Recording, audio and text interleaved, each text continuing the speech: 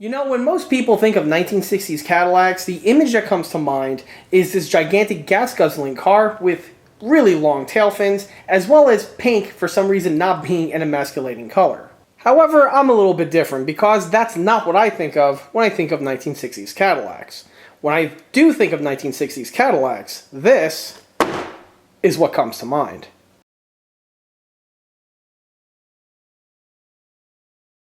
Hey everyone, this is John from EastCoastArmory.com, and I'm here today with a model showcase video for this 1/35th scale Cadillac Gage V100 XM706 armored car. The model in this video is built for my own personal collection and is not for sale and or purchase. However, like I often mention in these videos, I frequently take on commission build projects for models ranging between 1/35th scale and 1/6 scale. For availability and pricing information, that information would be best by contacting me through the email address listed below, which is info@eastcoastarmory.com.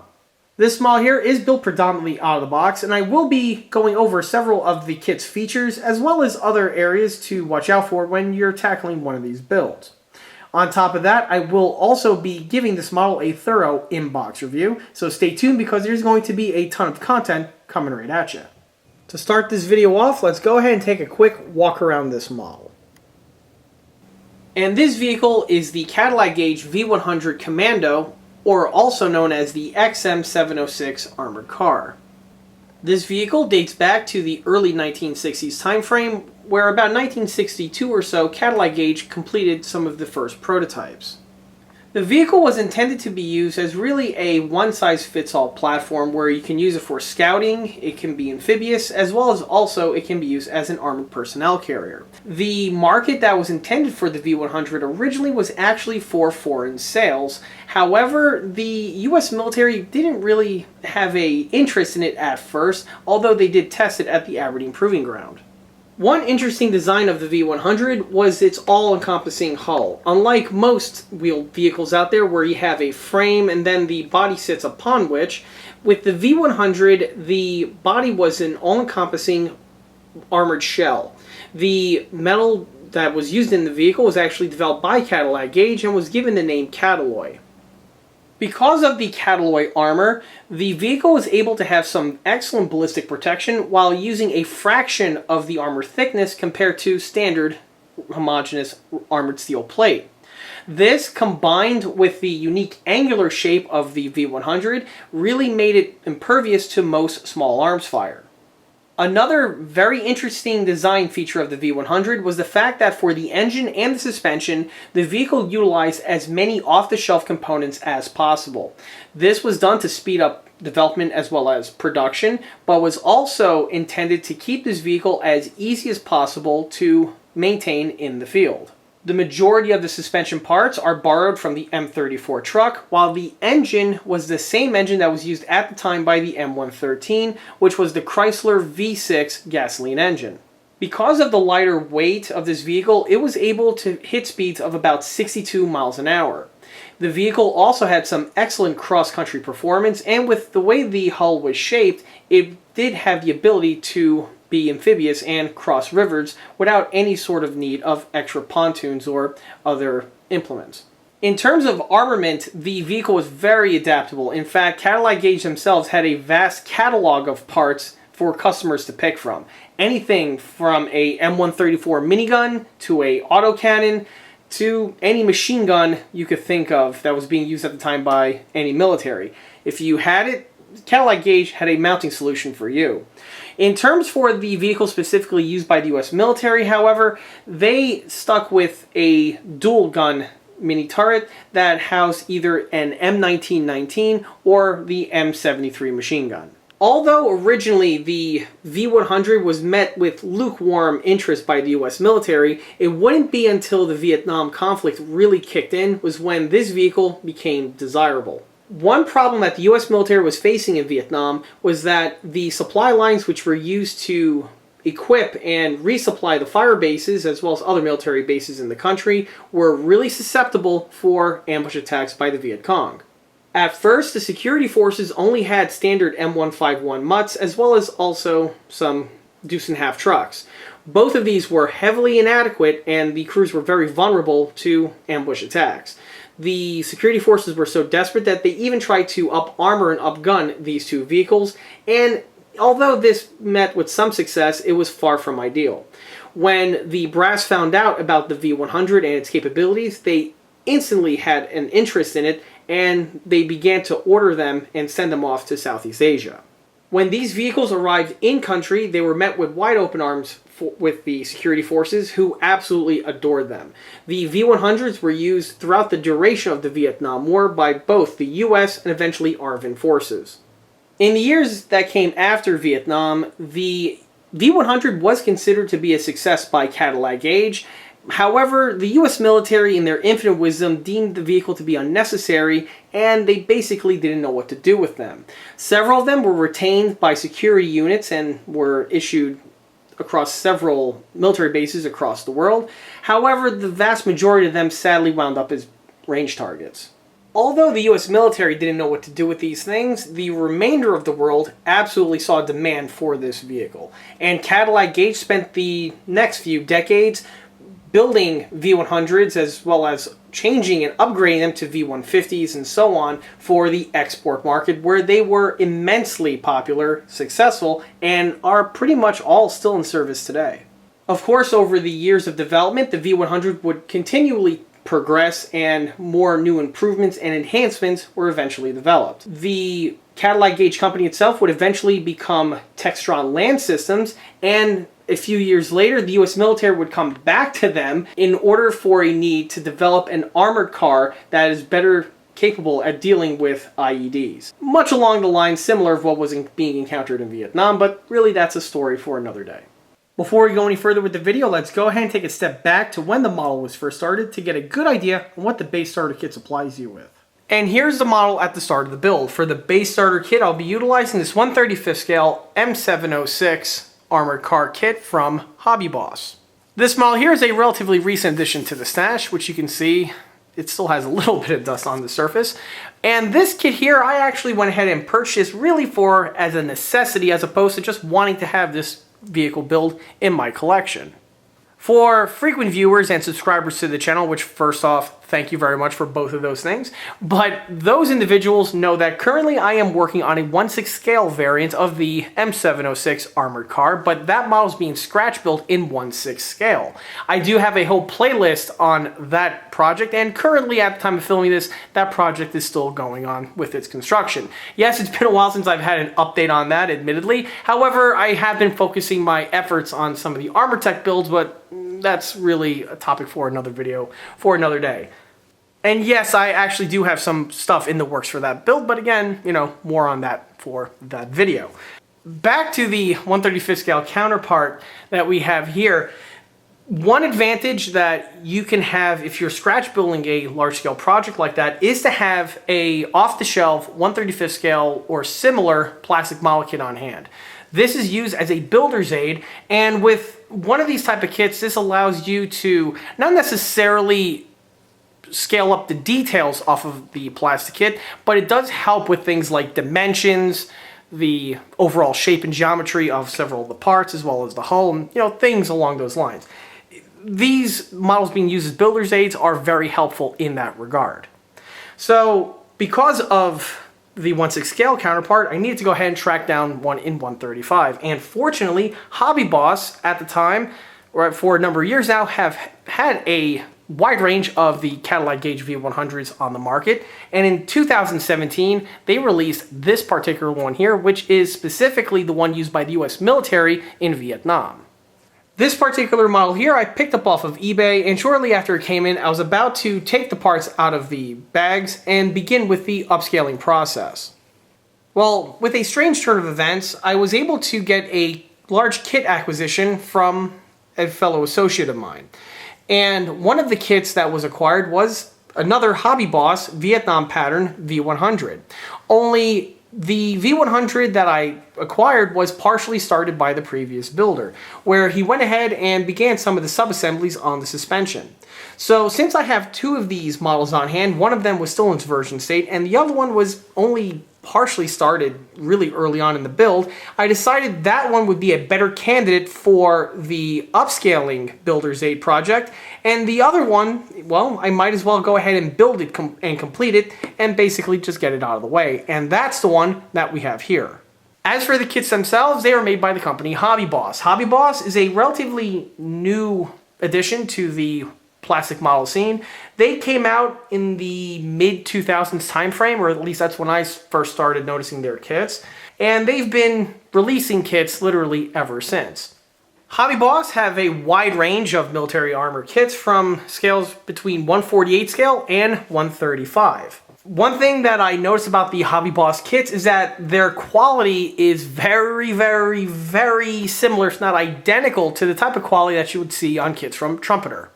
This is not just true for the kit contents themselves, but also with even the box arts. It seems like the two are using the exact same type of molding technology and machines, as well as even the same type of plastic for use in the polystyrene molds. It's one of those things where if you've seen the two side by side, if you didn't know, you'd be hard pressed to tell if one was from one company or the other. I'm not sure if there's a connection between the two, but it always seemed like there kind of was. If anyone does know, feel free to put that in the comment section listed below. Fast forward to the mid to late 2010s time frame, and Hobby Boss was actively developing and releasing a wide range of Cadillac Gage V100 armored car kits. They produced several of the post-Vietnam War variants, which are widely seen in service all around the world today. But specifically in 2017, they tooled up this particular pattern, which was the version used by the US military in Vietnam. And the entry of this kit into the market with this type of media was one that was widely appreciated, because for the longest period of time, the V100 was one of those vehicles that was basically ignored and forgotten about by the other major plastic modeling manufacturers. To put things in perspective, if you were looking for an XM706 kit, the only model available for the longest period of time was the full Resin kit from Varnish. That kit was not nearly as easy to come by as one of these plastic ones here, but also being made out of full resin did require a different skill set compared to working in polystyrene. On top of that, resin kits are also more costly compared to their polystyrene counterparts. So basically, if you saw a V100 back in the day, it was for the person who absolutely at all costs needed to have one in their collection, or else they just wouldn't be able to continue with life. So obviously with this rendition here coming onto the market for the price that these kits are sold for, it was met with wide open arms. These models are fairly affordable. They run anywhere between $35 to $50 US, and their availability is pretty good. They have some pretty decent distribution, and tracking one of these kits down on places like eBay or Amazon is not very difficult. Of course, you may encounter these kits in the wild at your local hobby shop if it's a decently stocked one, as well as also other online retailers. Starting with the graphic design, here we have the XM706 armored car, obviously in Vietnam. The setting itself is pretty decently rendered, as is the vehicle in question, although the guy in the hatch bears a striking resemblance to the dude from Tremors, but you know, it's really neither here nor there. Huey in the background, as well as also it's in a fire-based type setting because of the fence, which by the way, the V100s were heavily used by the military police for roles like this. The remainder of the graphic design takes to the Hobby Boss logo, as well as this blue banner running across with the typeface that you see here. This is quite typical on most of the Hobby Boss releases, having this type of graphic design format. On the side of the box, we have a brief history of the M706, a color sample of one of the other options that the kit gives you in terms of markings, some corporate information, side tab, just a nice little thumbnail here of the main box art, with the other verbiage, which is quite typical on these kits. And on the other side here, we have another color sample of the other decal options supplied with the kit. The kit does supply you with a set of brass photo etch, which you'll see once I crack the box open, as well as some other corporate info found on the side. Cracking the box open to reveal the contents. Now, obviously this one here has been opened up a few times, so everything's a bit out of order. Starting with the main component, which is the hull, you can see that the Hobby Boss parts are all molded in this gray polystyrene material, and like I stated before, they are very, very similar, if not identical, to the type of plastic that's found on the kits from Trumpeter. So much so that, fortunately, in the shop right now, I have a Trumpeter Stir Emil, which, by the way, shh, don't tell anyone, this is going to be the subject matter for an upcoming model showcase video. But as you can see, the plastic is identical, as well as also with the fidelity and finely molded details found on each of the pieces. Back to the model in question, you can see that the upper and lower hulls are two separate moldings. And on the bottom portion here, you get an idea of the lower suspension, or I should say lower hull geometry. And this is something that's actually a ding on the kit. I'm not sure if this is the case on the post-Vietnam variants of the Cadillac Gage, but on the Vietnam version, these round wheel wells here are not present. On the real ones, they're actually squared off boxes, and this is actually a mistake I made on my 1/6 scale one because I was copying this fella that we have here. The two sections are held together with a little bit of styrofoam with some tape. Does a good job with keeping them together. And here you can see how the upper and lower hulls separate apart. As you can see, because of the shape of the upper, the lower basically has to slide out from this section. Starting with the overall geometry, Hobby Boss did a really good job in this regard. This has the look, the feel, the appropriate shapes of the V100 armored car. The lower sections, also decent, sans the mistakes made on the wheel wells, but by and large, it's, you know, it is what you would find on the real vehicle. Some things that it is missing, however, and this is obviously from seeing the real one in person, is on this portion over here, there's actually a cutout for the steering system and the hydraulic systems, but those details are not present on this model, and technically it's another ding on this kit. And again, it's one of those things where unless you see the real vehicle, you're not going to notice it missing on the model here. This model does have interior detailing, and we will touch upon that as the video goes on. But here you can see what it looks like on the inside. One nice thing about this kit is that the moldings are nice and thick, but not overly thick where it becomes chunky, but they're far from being too thin where the whole model is very, very fragile. While on the upper, you'll notice that all of the hatches are not molded in, and these are things that need to be assembled by the builder. Because of this, the builder has a lot of options in how to render this model, with either the whole thing buttoned up or with having the hatches open for one reason or another. Same is also true for the pistol ports, as well as the visors that are all over the sides. And we'll touch upon that in a moment. First runner gives us some hatches. Now, some of these components are not utilized on this build because several of these components are for the later variant of the V100. This would be like the rack that we have here, as well as these side swinging type hatches.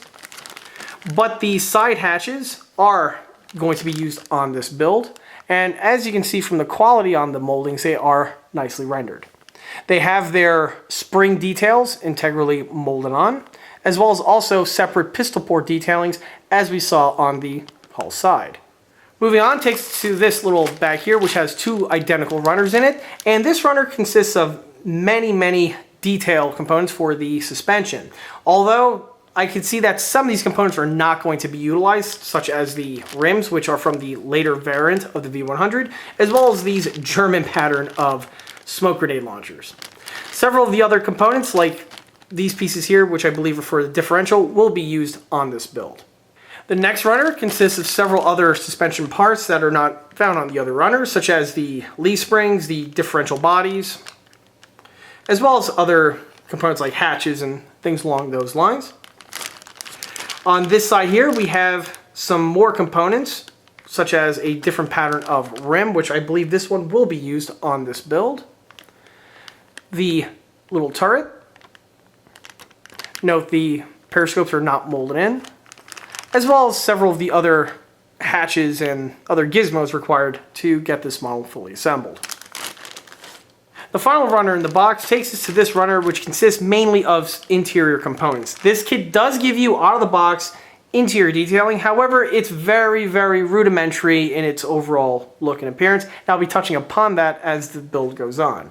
But here you get to see some of the components in more depth, such as the driver's seat, some other crew seats, steering wheel. I believe this is the transmission housing cover, drive shaft cover, you know, things along those lines. At the very bottom of the box, we have some of the more interesting aspects of this kit. This runner here consists of all clear plastic components, and these supply you with all of the Periscope prisms which are required to complete the model. Like I showcased before, both the turret and the hull do not have their periscopes molded in. In fact, instead they are molded out of clear plastic, which is a very, very nice feature, and it's one that is indicative of a higher quality kit. The clear plastic pieces are molded very nicely. In addition to the periscopes, you also have components like the bow headlights and the tail lights. Oddly enough, the tow hook for the chain is also molded in clear for one reason or another. But, you know, again, it's just one of those weird quirks found on this model. However, though, like I stated before, the clear plastic pieces are a nice addition and a nice feature that this kit does have. Moving along takes us his bag of metal components. First is a fret of photo etch. Like what was showcased on the box earlier, this kit does come out of the box with a set of photo etch details. The photo etch in question are just these two bow brush guards that we have here. They are nicely detailed, and it's just one less accessory that you need to purchase as an aftermarket piece. Also in the box is this little length of chain, which is used for the front winch that I'll touch upon as the build goes on. The chain itself is made out of brass, and it's a nice feature that is supplied with this kit. Again, one less thing that needs to be acquired by you, the builder, as an aftermarket piece. The last bag consists of the tires, and again, this is another nice feature that's supplied with this kit that I personally enjoy. If we can recall from the other armored car builds that are found on this channel, namely the Italeri and the Eschi LAV25s, those kits do supply you with wheel details. However, they are made from standard polystyrene plastic. On the Hobby Boss kit, however, that's not the case, and the tires are made from real rubber tires. Real rubber on tires is something that's used by several other companies out there, and it's one of those features that I personally appreciate. One thing I like about them is that you don't need to paint the tires because obviously they are molded in the appropriate color, and you just add the weathering on top of them. The pieces do look to be nice quality, and they do have their Commando special threading on them.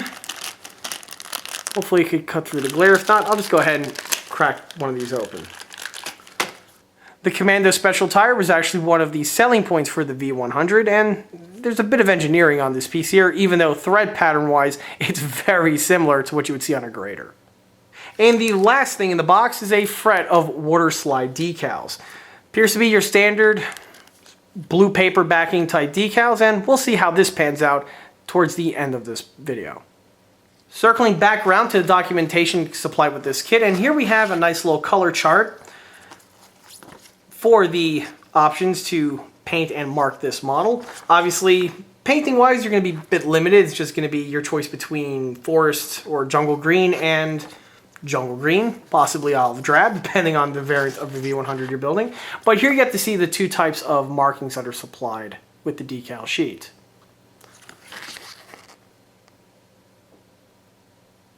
Pretty straightforward. As for the instruction manual, very contemporary in terms of the overall quality.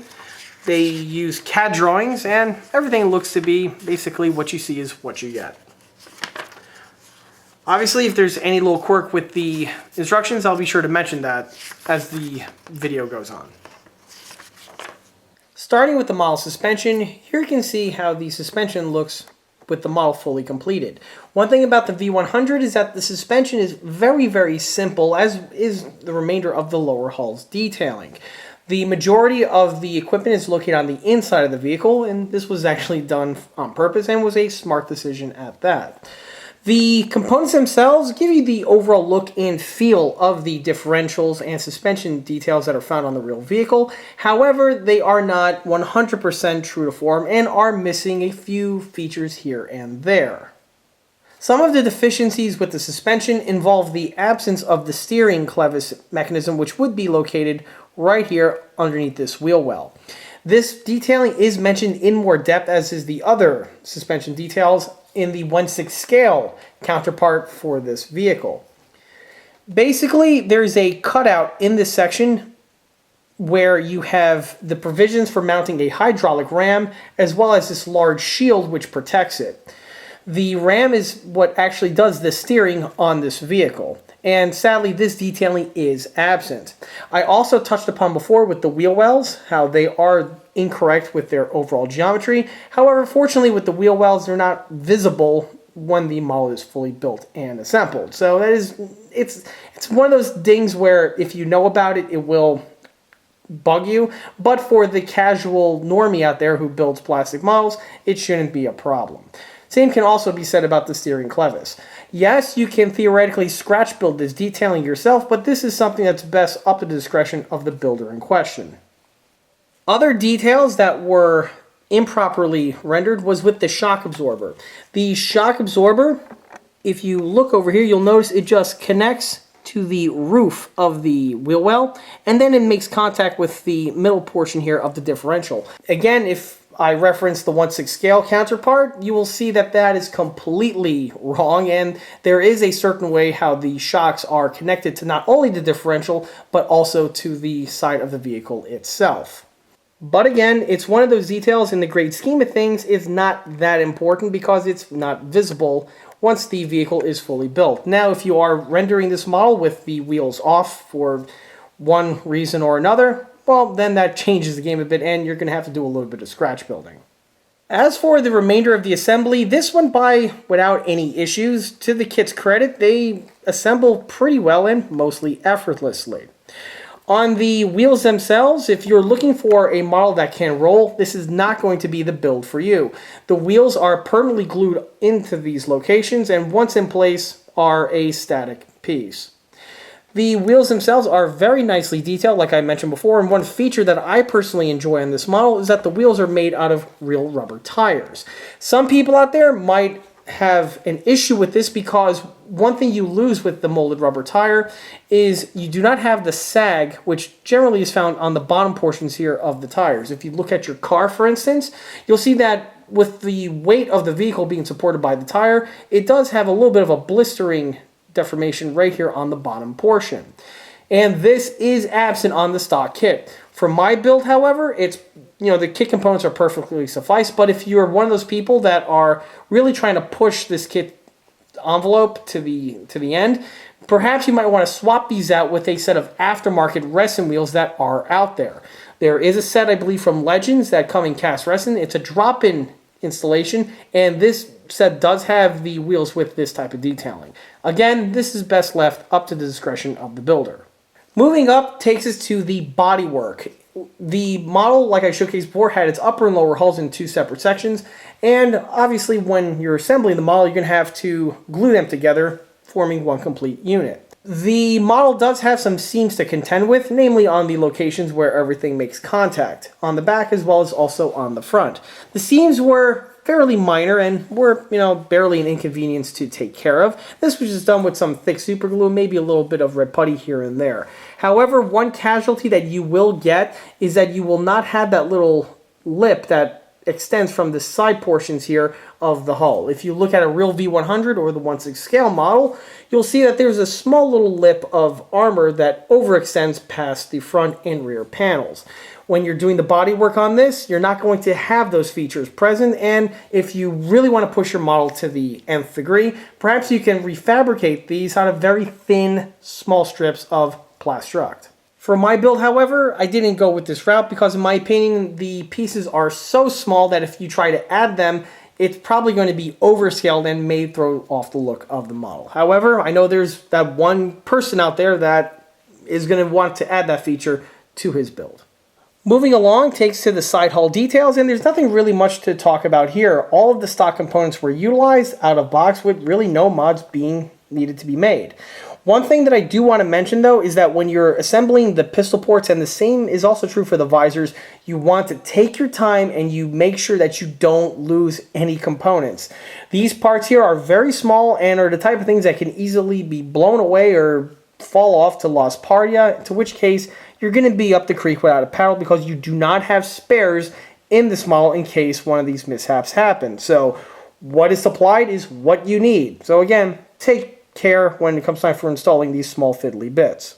Moving to the rear portion, this is where I want to touch upon with the bodywork again, because with the way the kit assembles, you do have to add a chunk of rear plating over here in order to complete the look of the hull. The piece, of course, is supplied and goes together very well, but again, there is some seam work that you are going to have to contend with. Outside of that, all of the kit supply details were utilized out of box and went together very well. Here you can see the tool rack with all of the tools, which are separate molded pieces that you have to install in layers, just like on the real unit. It's a nice little bit of detailing. We have the kit supply jerry can that was mounted, and of course on either side here we have the tail lights. The tail lights are those clear components that I mentioned before, and once painted really do have a very nice realistic look to them. When it comes time for painting clear components like this, you want to paint them a little bit differently compared to something made in opaque plastic. Generally, when you're painting taillights, just take the red paint or whatever color you're using and you paint the lens in the appropriate locations. Well, when you're working with clear, you don't really do that. Instead, you paint the remainder of the outside portion of the light with the color in question. On this one here, you'll notice that I used red because, well, that's the color of the taillights found on these vehicles. By painting the outside color first and then going over with the base coat, you get this very realistic glow to the components, which is something that you just don't really get if you're painting something with opaque plastic. Same is also true for the lights found on the front, and this is true for the main headlight as well as also the small blinker light. The main headlight is painted a little bit differently because you need two colors found on each of the bulbs. The one here on the left-hand side is actually painted in silver, and while the one on the right is painted in black. These are the same headlight clusters that are utilized on many other military vehicles of the period, like the M48A2, the M60, and so on and so forth. It's rather tricky to get on camera because of the brush guards that are in the way, but the way these are painted is I use the same technique that I touched upon before, but only one half is painted in silver and the other half is painted in black. Of course, once the olive drab goes over, it conceals all that and it gives you that nice realistic glow that I touched upon before. When it comes for the headlights on this model, you want to install the brush guards at the very tail end of the build because obviously you're not going to be able to fully paint these components with everything in front of you. The brush guards themselves were painted, weathered off the model, and then at the very tail end, after the lights were installed, they were simply mounted in place. The brush guards are a very nice addition that this kit does have out of box, and again, like I stated before, it's one of those things that you're not going to need to track down for an aftermarket. But one hazard that I do want to mention about the brush guards is because of the fine weave on them, you need to be careful when you're painting them because something like this can easily get overclogged with layers of paint. This is true not just for these brush guards here, but it's a common problem that you'll encounter on photo etch grill work, and generally you'll see this on vehicles like Panthers, Tigers, and vehicles along those lines. When you're painting these, you want to be aware and keep those grills nice and clean. If you do, the model will look 10 times better and it'll definitely show. While also on the front here, you can see the chain that connects to the front winch. The chain is that metal chain that I mentioned before, and it's a nice addition that the piece has. The hook is that clear plastic component, and I just simply painted and weathered it as I would any other piece. The hook is just looped around this front tow hook over here, and it just makes for a nicely displayed component. One weird ding that this kit does have, and I am going to be touching upon this when I go back to the interior, is there is no interior detailing here for the winch container box or the winch mechanism itself. It's literally just completely open, so the chain just dangles on the inside of the model. A small little drop of glue was all that was required in order to keep it in place, but it's a weird quirk that this model does have. You'll see more of that once I get to the interior, trust me. While on the clear bits, this takes us to the side view mirrors, and these again are the kit ones and assemble very well. One bit of detailing that I like found on the kit is that you have the embossed ribs that would be found on the stampings on the real side view mirrors, and they are present on the moldings. For painting them, well, you guessed it, the same technique was utilized with painting it silver first and then with the base coat. And the last clear bit to mention, of course, are the Periscope prison inserts. These pieces are probably some of the more time-consuming and fiddly bits that are supplied with this kit. The first thing to mention are the little frames that are integrally molded on the clear plastic piece. These are best done at the very tail end of the build and were literally the last things that I installed. The pieces were painted off the model on their runners, and with the use of a very careful, fine point paintbrush, I was able to apply the paint to the appropriate locations. If you try to assemble these on the model and try to paint everything when it's completed, you're going to have a hell of a mask-up job because you're going to have to mask up every one of these little prisms, and it's a task that's actually a lot harder than it sounds. By installing them after the fact, this really cuts down on the complexity. For securing the clear plastic components in place, like I've touched upon a few other builds with clear plastic parts, I don't utilize the typical adhesives that are found on the remainder of the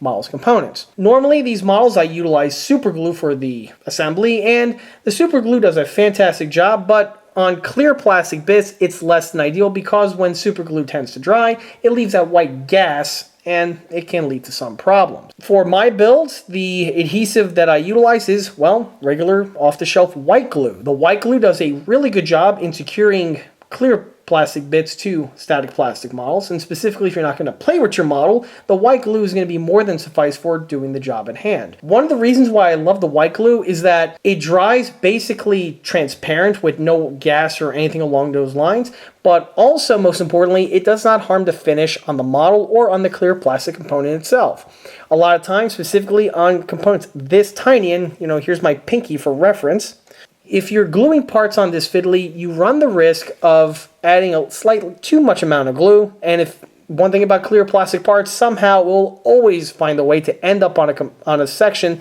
that is visible.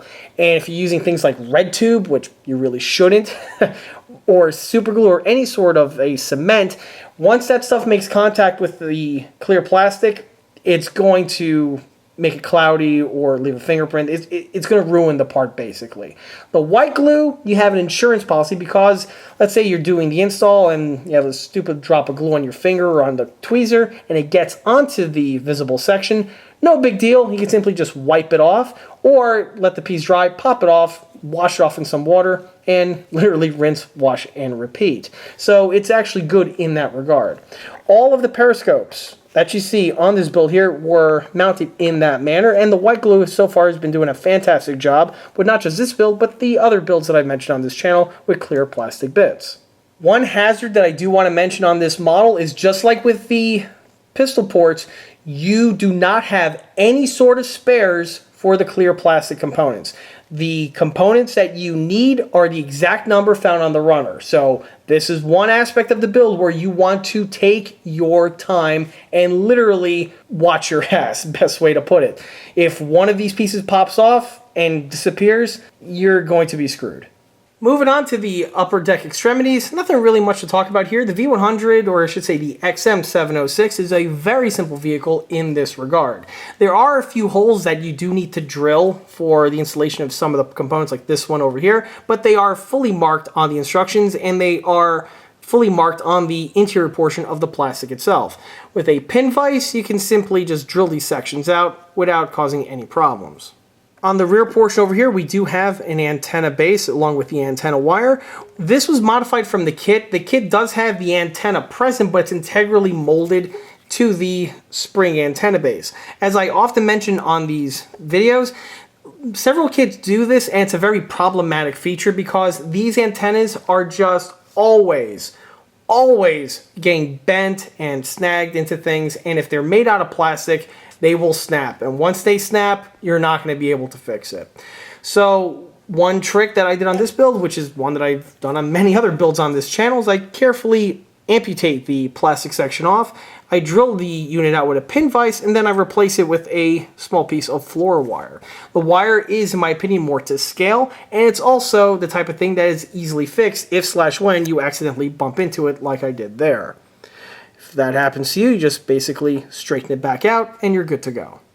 Moving our way to the turret takes us to the armament. This vehicle does have 2 machine guns mounted in place, and these are the kit supplied units and were mounted out of the box, with of course the exception of me drilling out the muzzle ends with a pin vise, which is a typical technique that I mention in many of these videos. And it's also one of the more interesting aspects of the V100, because if you are wondering what type of machine gun is fitted on this vehicle, the answer is yes, lack of a better phrase. The V100 can mount both the M1919 in either 30-06 or 308. It can mount on the M37, the M73, as well as also even the M2HB or possibly an ANM2. Anything you want can basically be fitted to this turret. It's a very adaptable platform. On the kit over here, we have 2 what appears to be M73 machine guns. Note the flash suppressors founded on them. And again, something like this is not out of place for this vehicle, and also specifically for the Vietnam War. And that's it for the exterior. Sans to paint the markings, which we'll circle back to. But this leads us now to probably the biggest ding that this kit does have outside of the suspension parts that I mentioned before, and that involves the interior. Like I stated before, the kit does have full interior detailing, but using the word full is really not that applicable. The interior detailing is very basic and rudimentary, so much so that it seems like they just phoned it in all fairness. One of the reasons why I wasn't sure what type of machine gun is found on this model, because it could be either the M73 or possibly an M1919 with a flash suppressor mounted on the end, is because you don't have any sort of machine gun interior. You just have the barrel sticking out of the end. So you're missing the receiver sections found on the inside, and that's really just the tip of the iceberg. Unfortunately, the memory stick that I had all the interior detailing on before the model was assembled was lost, so I'm going to have to just get access to the interior by just popping off the turret. The turret, of course, is held on with locks like you see here, and if I flip it over, you're going to see the interior detailing is sparse on a good day, or basically is just non-existent. Now that's just on the turret. On the hull, the situation's a little bit better, but not by a whole lot. On the front portion, you can see the driver section. The seat is there with all of its detailing, as are its control levers, namely the stick, the brake, and all that good stuff. The steering wheel is there, and I believe so is the dash. Again, it's really hard to get in here. The basic detailing of the drive shaft shroud is present, and in the back here we have just an amorphous shape for what I guess would be the engine. Unfortunately, if you look at a real V100 armored car, there is a lot of stuff going on in here, and many of it is not actually found on this model. For instance, on the real V100, this whole section over here, from this point onward, and then it makes a 90-degree bend right to the wall, that's your engine compartment. And that is completely absent from this model. There is also no engine supplied with this build, even though the engine hatches are fully removable, or I should say are not molded in, so you can model this vehicle with these sections in the open position. You're also missing several of the other radio equipment, which would be located in this area over here, right above the wheel well. And again, just some of the other details found on the inside just seem very phoned in. So much so that if you're really looking for an accurate interior version of the V100, this kit here is going to be a letdown for you. However, there are aftermarket solutions out there, namely Legends has, I believe, a full interior upgrade kit, and I've even seen an entire Resin lower hull section for this model, where you just pitch the lower section completely and replace it with the Resin one, where the top section then mounts to it. That one might be something to look into if you're really looking for a super accurate rendition of the V100 with the interior. On the turret itself, there is this cage that comes down over here, and it's the little platform that the gunner sits in. And again, that detailing is just not present with the Hobby Boss kit. As for the interior itself, I utilized all the kit components, and they went together pretty well. For the interior color, I went with Model Master Sky. It's a color that I've used on a few other interior post-World War II AFVs in the past, and it's one that I feel works pretty well. However, I have seen another example of a real V100 armor car, with not just with the sky blue color, but also there's one that's in Vietnam, of all places. It's in a war museum, and I found it after I built, this one here, where the interior is still left in its original color, and it's actually flat white. Not too surprising, many vehicles of this period still had the white interiors, and some other ones were moving towards the sky blue. By the way, the other one, it's totally original because the inside is rusty as hell, but you can still see where the original paint is present. From there it takes to the paint and the markings. For the model's main coat, I went with I started with a dark shade of olive drab. It's the late 40s, 1950s shade that I've utilized on a number of builds on this channel. And then I went ahead and added several washes to it, bringing it up to the color that you see here. Don't remember offhand what some of the washes were. I believe one of them was Tamiya Olive Drab, along with a few other colors here or there. But anyway, the end result is what you see. For the markings, I utilized the kit supplied water slide decals, and the kit supplied markings were a decent quality. They went on with really no problems. For this one over here with the giant MP that's found on the side, this led to some interesting issues, namely for the fact that the entire marking is one giant decal, and you have to get it to fit over the well over here found on the hatch. In order to make this fit better, I went ahead and cut the marking right along this line, so half of the marking is on the door while the other half is on the armor of the side. This was done so that the decal sits flat on both surfaces, and then once the varnish goes on, it seals everything to the appearance that you see here. The varnish I used was VMS matte varnish, and I've utilized this material on a few other builds, and again, I cannot praise this stuff enough. It's highly recommended. For the tires, like I stated before, because they're made out of real rubber, the need to paint them is not necessary. So the black that you see is the natural black of the molded rubber. In order to highlight them, though, I went ahead and added a nice little wash of flat white that I went ahead and rubbed it down to the appearance that you see here, where the white is in the little crevices while the big broad areas still have the black popping through. In the end, I'm really happy on how this one turned out. The V100 was never really a vehicle that I had a whole lot of interest in, but was one of those vehicles that was always in the peripheral. You would see it in a lot of Vietnam War documentaries, it was in photographs, and it was one of those vehicles that was just in the background, but it was never one that I ever gave really too much thought of. That all changed after seeing the real example at the One Military Vehicle Show, and then, of course, working on the 1/6 scale model that is currently an ongoing project. After those experiences, I've really come to develop quite an appreciation for this pattern of vehicle. And that's a perfect opportunity to slide us into skill level and recommendations. The kit itself built extremely well, and it's pretty much a standard plastic model kit, with, of course, the two exceptions being the photo etch found on the front brush guards, and most importantly, the clear plastic bits. The kit does have some interior detailing, and the interior components themselves are simple to put together, and there really aren't too many surprises when you're going through your build.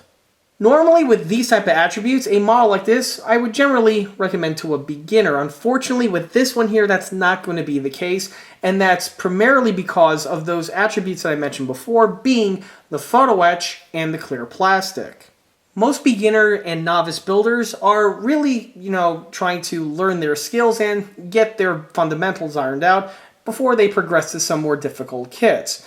And with these two medias, this is something that the beginner is going to foul up, specifically if they never touched a plastic model kit before in their life. Components like the photo etch, for instance, you cannot use standard bottle glue or cement on and need to be assembled with super glue.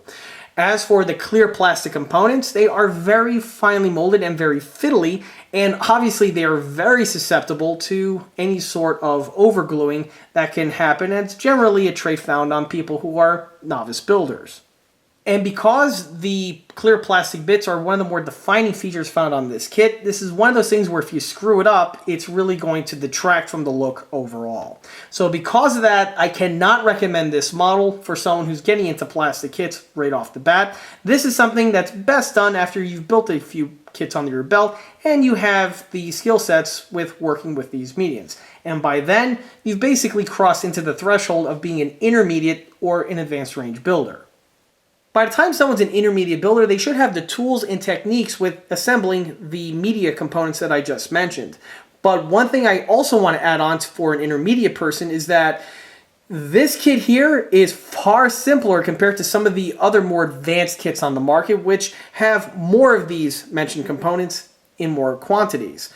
If you're looking to get one of those type of models, perhaps you might want to try one of these out just so you can really get a good comfort level with working with the plastics and the photo etch in question. And of course, an advanced range builder shouldn't have any difficulties whatsoever with throwing one of these models together. In fact, one of those type of individuals is going to be more inclined to look outside of the kit confines to spruce up the kit further with some of the aftermarket components that are out there. Things like extra photo etch or possibly even that Resin interior detailing set that is found out there on the aftermarket scene. For recommendations, obviously the easy one would be anyone who's a fan of the Vietnam War. If you like to research the Vietnam War period and you have a collection of other military vehicles from the Vietnam War era, the V100 here is a welcome addition to your collection.